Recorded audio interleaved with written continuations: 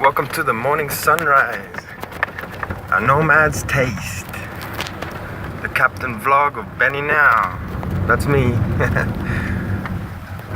Don't be afraid, sometimes I talk in, what do you call it? Third person. About myself. Anyway. I'm gonna probably cover just one topic today. I don't know what it is. I had a good idea last night, but I didn't write it down. If you don't write it down, I don't know. I don't bother remembering shit.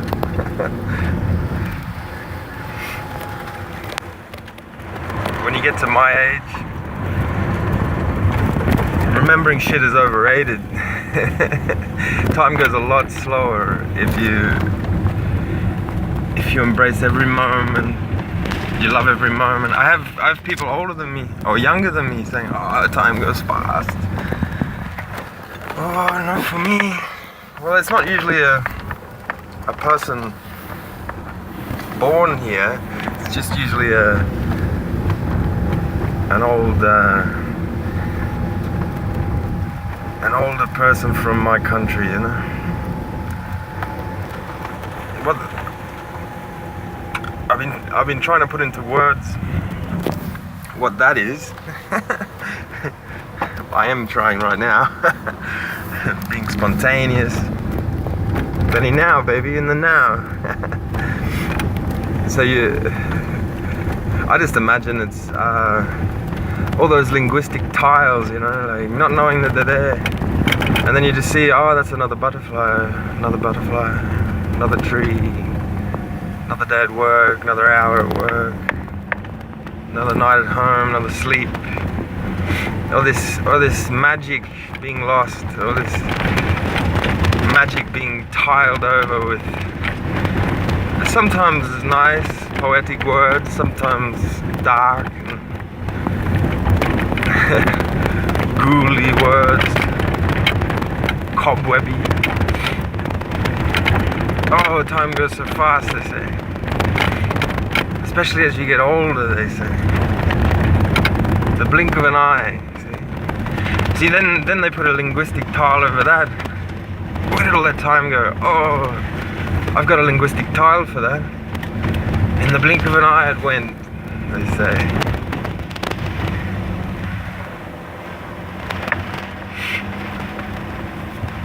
That's the dilemma of naming everything, pigeonholing things.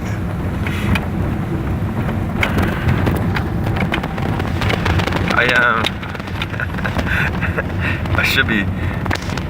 I want to give credit to Terrence. Hang on a sec. Hang on.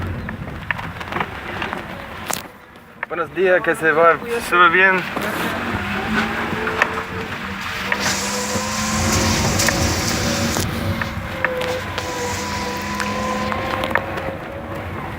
How many have deduced where I live?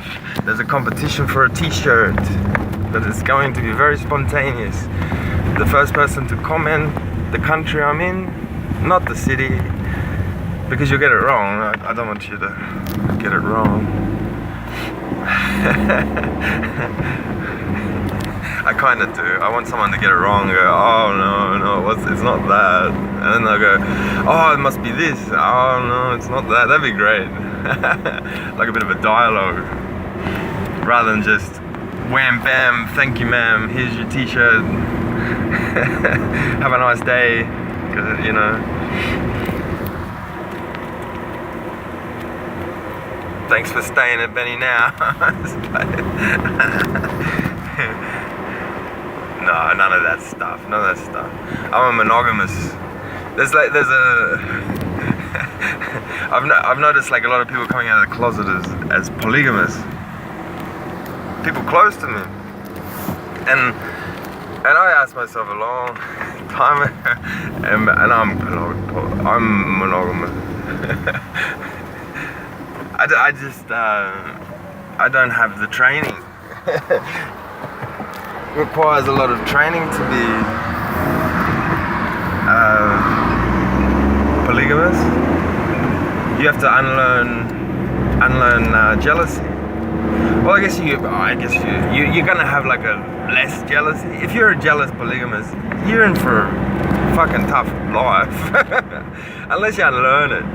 Like, reduce your suffering, unlearn the fucking, like, the, what do you call it?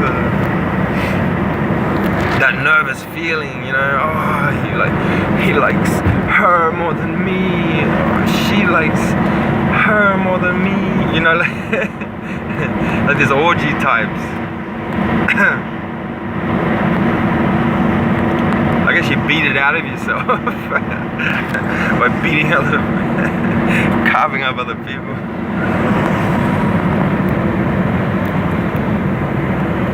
Sorry. We all love the polygamy. As long as you know, like, just do it with the polygamous. Because the monogamous, they're not trained. I mean, I've even trained myself, not to feel, what do you call it?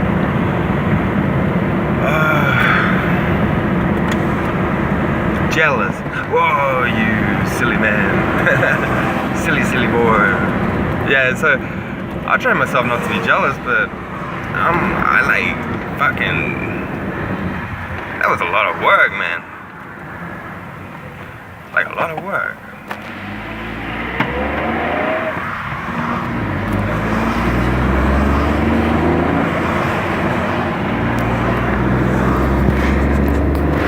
Like, a lot of work.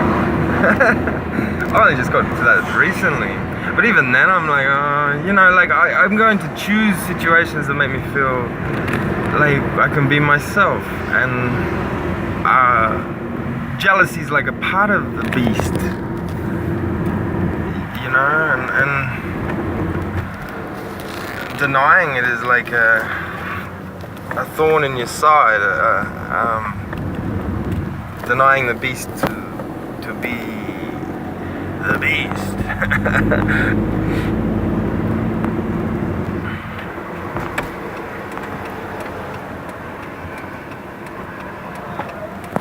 So, yeah, beware, because that's the sort of thing I'm talking about. How do you? There's a compassion, yeah. You're like, even though I'm monogamous, I understand there's difference in taste between people, and that is like a rudimentary. Well, do I understand that? I'm testing the concept, the idea, you know. I could just do nothing, you know, like fuck it all. Fuck it all to hell, I'm just not gonna do anything. Not gonna improve myself. Is it really improving me? No, I don't know. All it's doing is making my life a little better, like feeling wise. Helping me to have like a trigger, you know.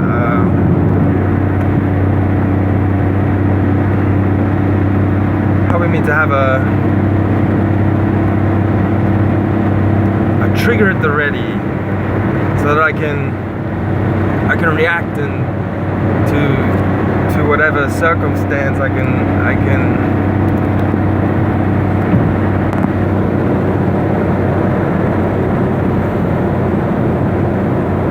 adapt very quickly, be very flexible, so that I don't get perturbed by the appearance of things.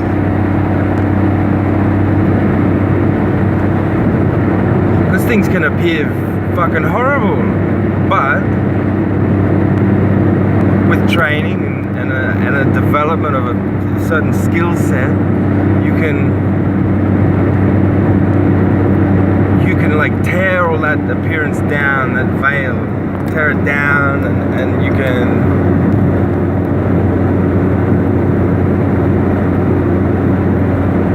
just move on, be spontaneous.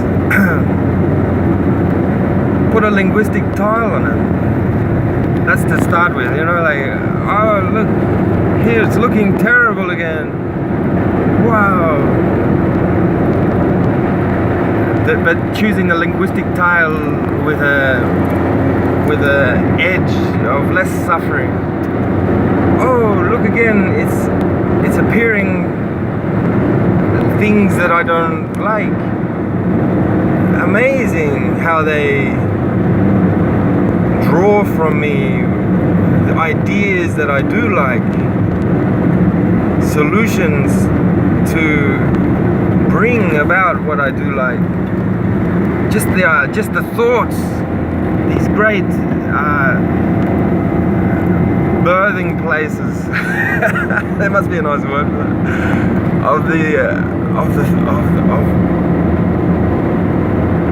Of things that I like. These precious thoughts.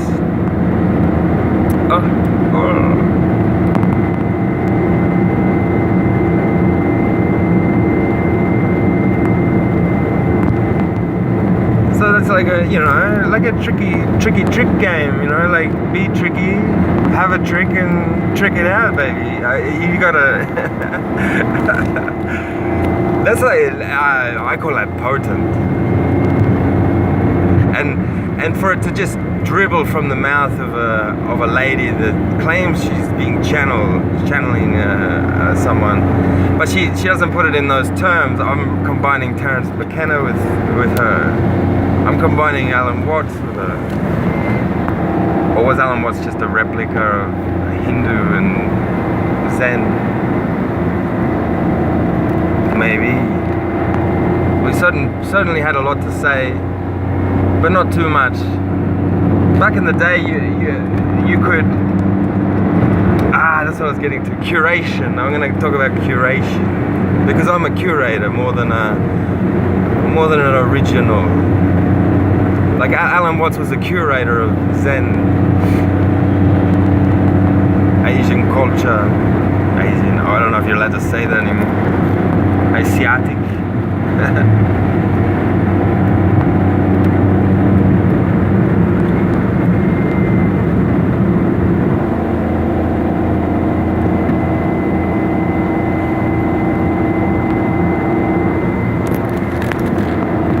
But he did have his own flavour. He didn't prescribe to any of these religions. I don't know, that's not really a religion, it's a way of life. He didn't prescribe to their way of life. He sort of made a mix of them of the first time. It's a bit like permaculture. Permaculture is a mix of all of the technology that has been found over the ages. All the organic, sustainable technology that has been found in the last centuries, many centuries, eons, is all about learning technique from all of these passages and books and now internet and video, and then combining them into a sort of a network of like an internet of interconnected ideas, making a full system that if one of those ideas is broken, the system lives on. So that's curation. Permaculture is a form of curation leading to design, and then that's what permaculture is, a design philosophy. As well a way of life. It's becoming like Zen. That's a way of life. Hinduism. So Alan Watts was a curator of Eastern culture. One of the first to bring it to his land and talk in English about it and translate the words properly, because before him they were translating them in ways that were inconsistent with the original doctrine. Would doctrine be the word? No, maybe the way of life. So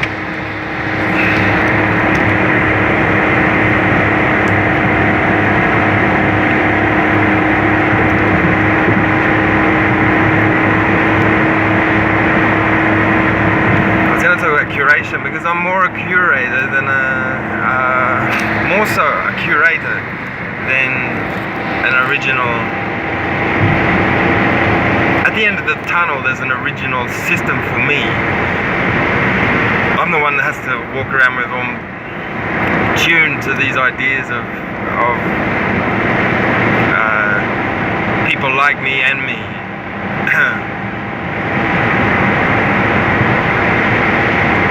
I was talking to a very close person in my life, and they were saying that they noticed when they were a kid, they were a trendsetter. They for the whole city. They felt like they were the trendsetter of the whole city. They would wear very out there, outlandish attire, and they would stand out from the crowd, and then slowly, because there was no one similar, they were original. So they believed, and still believe to this day, yet with uncertainty, with a fraction of uncertainty I picked up. Anyway, but not much. This person's very confident about this. So with time, they noticed that they weren't standing out so much. There were many other people dressing the quote-unquote fool. You know, the fool?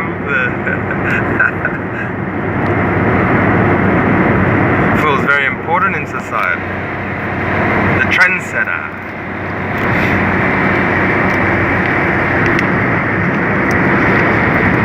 Yeah, so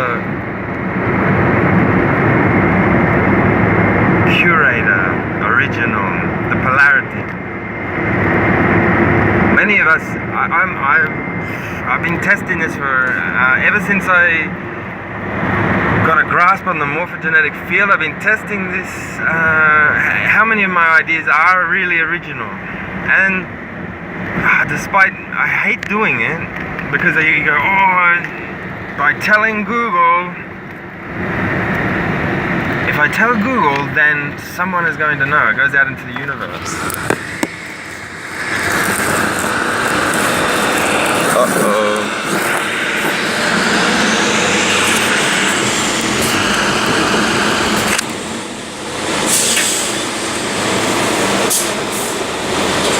Hola.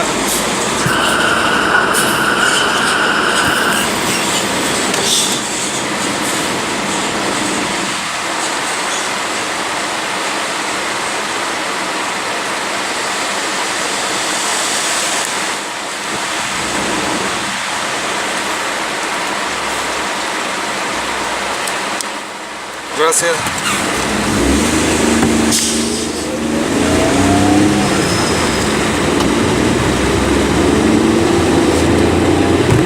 Yeah, like if you punch it into Google, then Google knows, man. Google's Artie. Artie spreads it. Spreads it like butter with a hot knife, baby, out to the world. So you got a brand new invention. I used to try and think of inventions before I became a trader and realized that was my calling.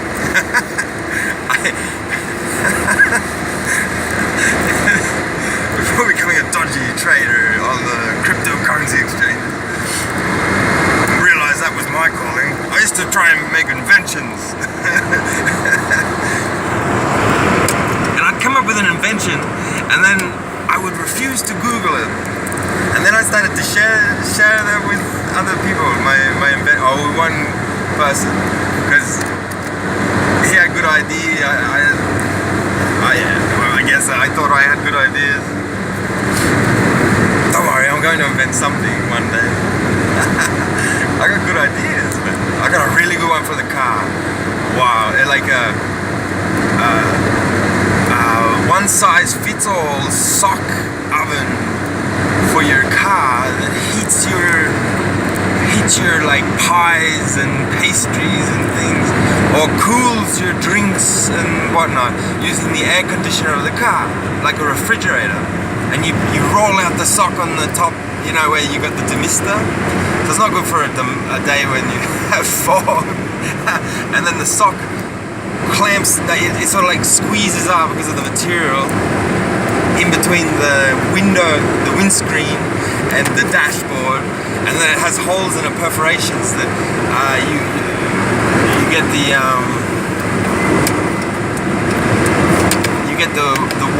air, the warm air or the cool air cruising in and then entering an insulated cavity, and the sock would be insulated. That's why I'm saying it's a sock, because it'll have an insulated outside and it'll be flexible, and then on the end it'll have like a container that could fit like maybe four cool drinks, you know. So you have the aircon on full, and then it'll be like cooling your drinks and utilizing that.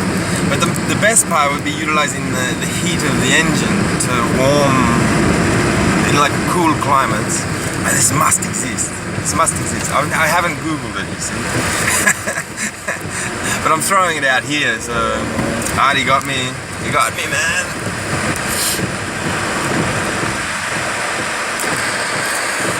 Everybody's coming home today. Uh-oh.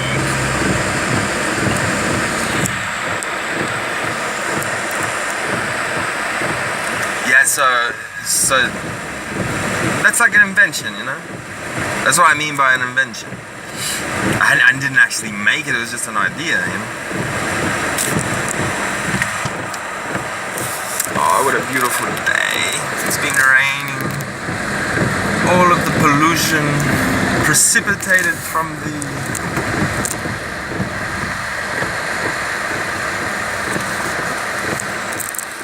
I'm gonna be a crazy person.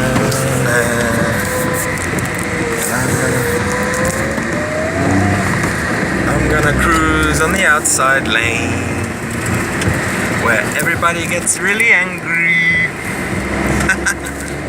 Adieu, adieu, adieu.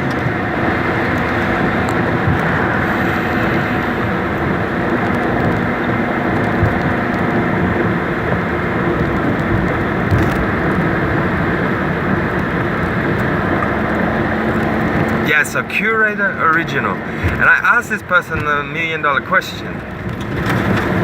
The $1 million question is, how did you know? How did you feel when you had that original idea? Did you feel that it was original the first time that idea was birthed? Because I'm just in there, in that question, the $1 million question, no, the $64,000 question. You find the answer, or one of the answers to the working of the morphogenetic field. How this curation births something new, and at that point, like that person is experiencing. I don't know if we're like a CPU, you know, like a processing unit, or just finding it, you know, like brute force, Bitcoin mining, brute force mining.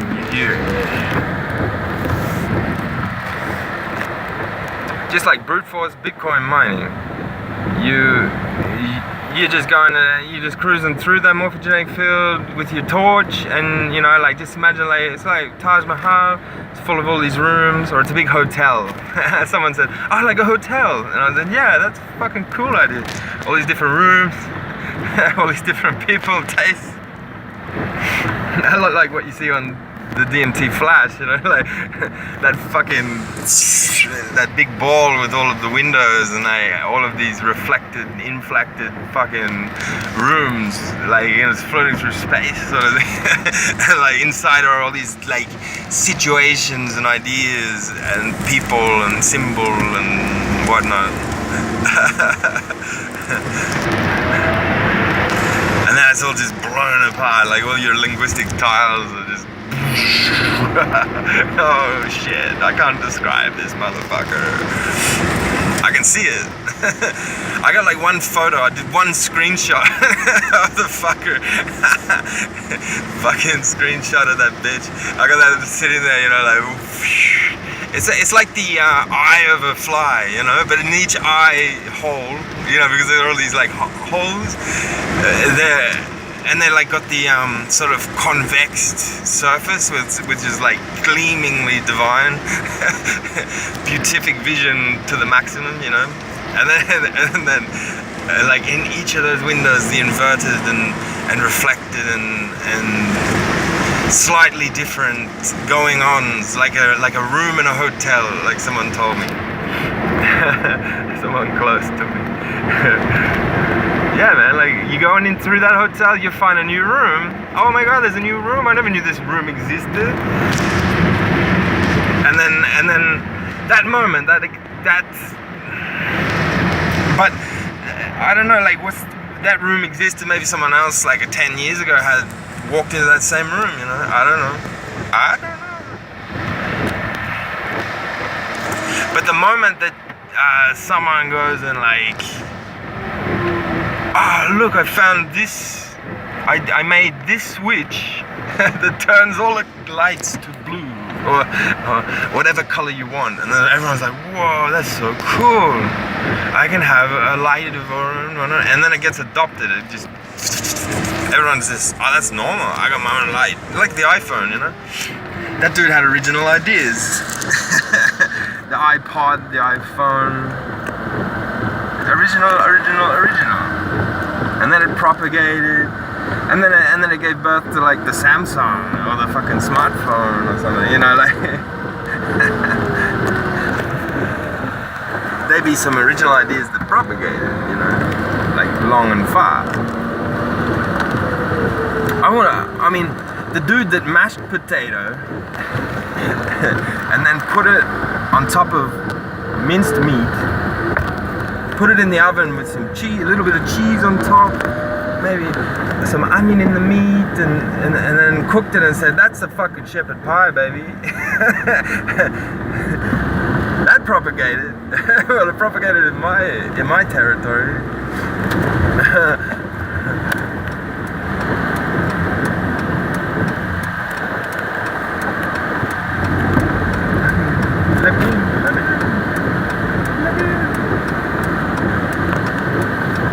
Propagated in my territory, you know, like that.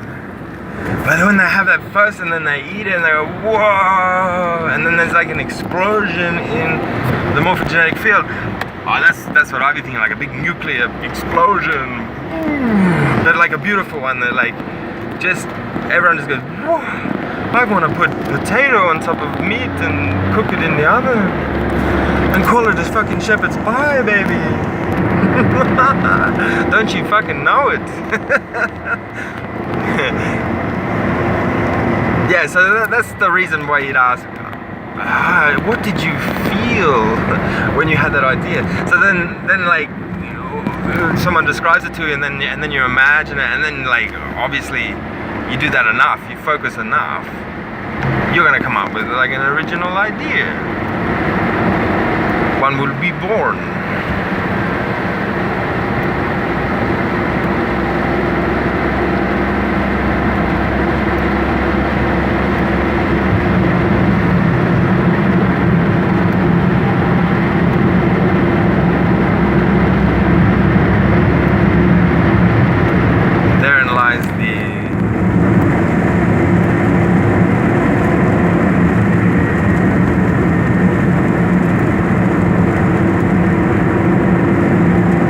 So we're on curation. This is a Benny Now, Benny Now production. You're listening to a Nomad's Taste, vlog number 50 something, I think. So we're like a day into this conversation or monologue.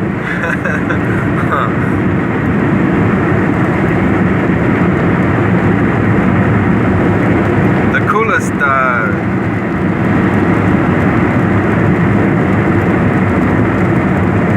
coolest thing about today's society, where you got all this information, is it's a lot simpler to be a curator, and there's lots of people curating and then coming up with original ideas, and then I just wanted to add that to the conversation, you know, like, how did you feel when you had the original idea?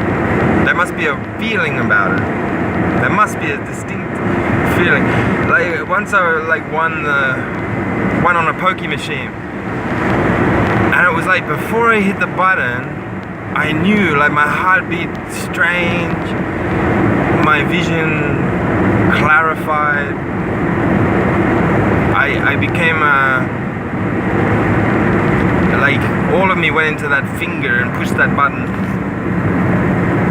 and it fucking won big time. Not that big, but big for me, like 600 times, 60 times the 20 cents you put in, you know?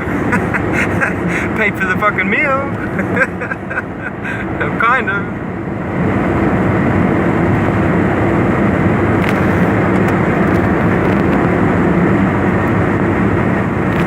Yeah, so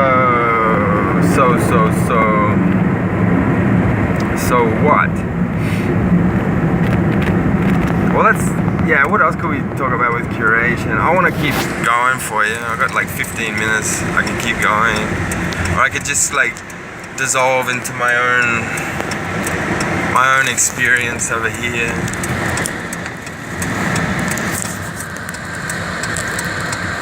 My own little room in the Taj Mahal. The Taj Mahal Hotel. Now, Benny now understands. I understand the unlimited nature of the mind.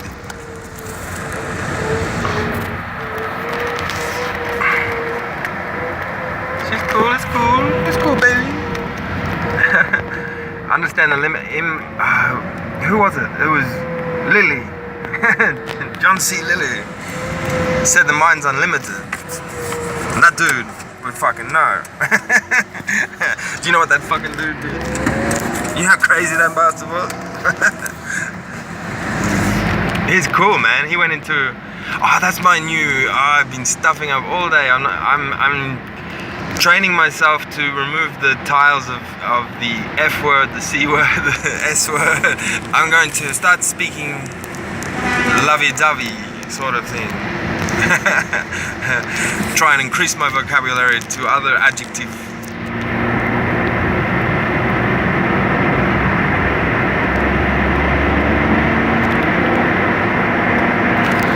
Improve my language and get out of that dirty word bag, you know. Ugly words. It's the beauty of some languages. A language I know a little of calls them ugly words.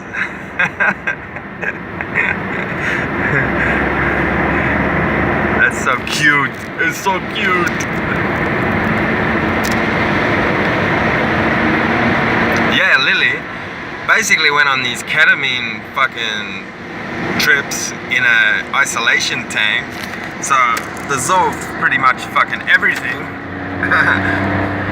No, but he had a little story to tell because he wanted to tell it as a story, which is cool. I'm doing that. I've got a story that combines all of my ideas, like a fairy tale story.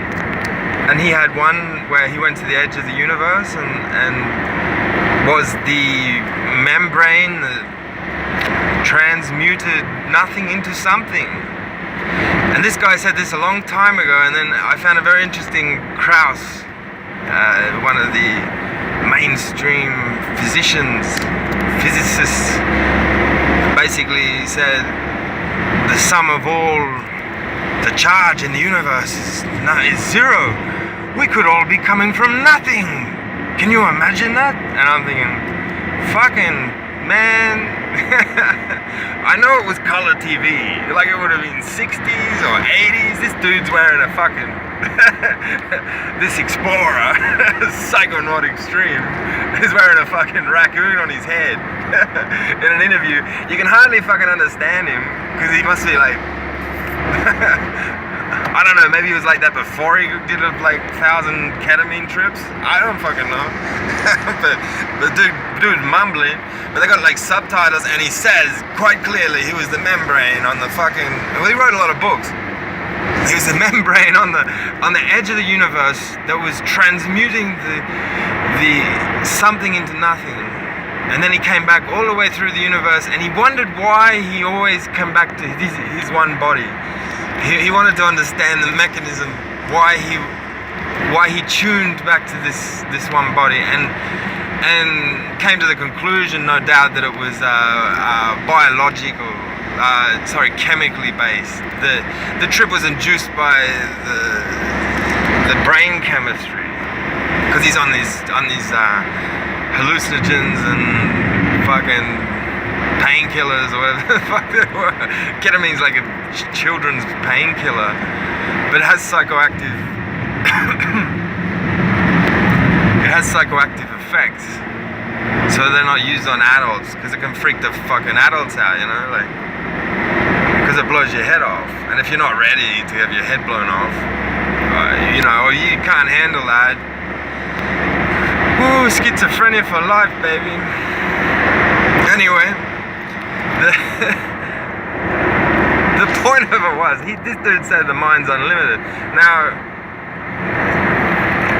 if he's as smart as Kraus, Kraus might change his story now that he's aligning with a fucking raccoon hat wearing mother dude from the 70s. I don't know. Maybe he's cool with that. Maybe he's like a closet JC Lilly fan, man. Like, I don't know. Maybe he's got his fucking 3 sorts of float tanks and a big fucking bottle of ketamine. I fucking don't know, you know. This Lilly was no fool. He was the inventor of the float tank.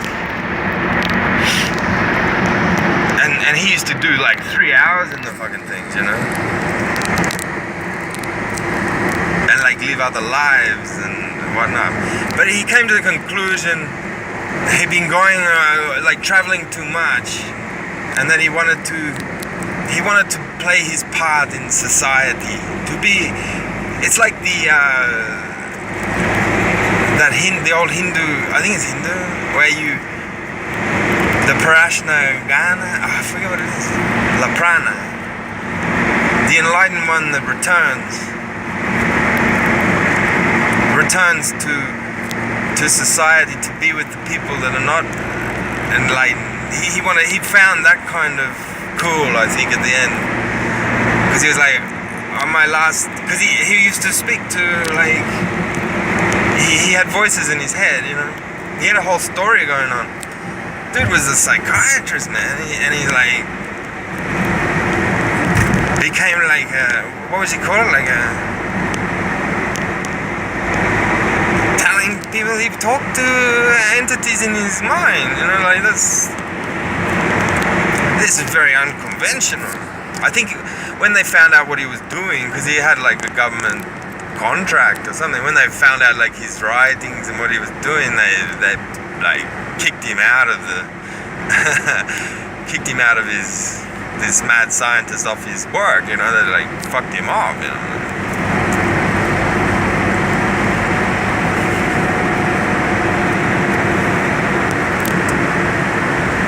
But he said the mind's unlimited, and I concur. I think, from my experience, there is no limit to that, baby. There is a certain amount of ideas, you know, that are like crystallized, and some being born, and there's a certain sort of what would you call that? Binary effect, like a human, you know. Humans, maybe not. You know, like we're looking at the focal point of the human in visual light. We stretch and merge with each other. Possibly we're one organism, like cells in an organism. Of course, that's possible. We just can't see the connective tissue, you know, because we're so independent, buzzing around. But see, there's roads. There's pathways in the sky when they fly. You imagine that you can fly anywhere you want, but you have to follow a certain path. The organism demands it with laws and regulations. Rules to the connective tissue so that, I don't know, it gains mass. I see it as more like, I think I've said this before, like the mushroom. We draw the larger macro minerals from the ground, like say gold and metal and plastic, oil. We draw them out and then we spread it like butter over the fucking surface of the earth. That's very similar to mushrooms. Mushrooms take high concentrations of nutrient in the soil or in the bosque, in the forest, and move it to lower concentrations of nutrients, supporting the vegetation. It's in the best interest of mushroom fungi to grow life, lots of life, because when life dies, it consumes it. It's its food. But it doesn't. Life dies, but on its own. Well, so it seems. Maybe we are ruled by the mushroom. Maybe it is the alien that came. We have a lot similar to it. We're more similar to the mushroom than we are to something else. I can't remember. The mouse? I can't remember.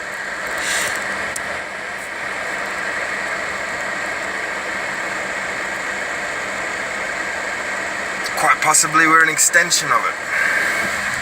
Doing the macro work, tearing the ore bodies apart and spreading them over the world, making way for more life, more of a similar life, like a big explosion of life, where everything's similar. Have you noticed all the cities, everything's similar? It's getting more and more similar. I don't know what consumes metal. I imagine it's the next extension of the mushroom. The artificial intelligence consumes metal.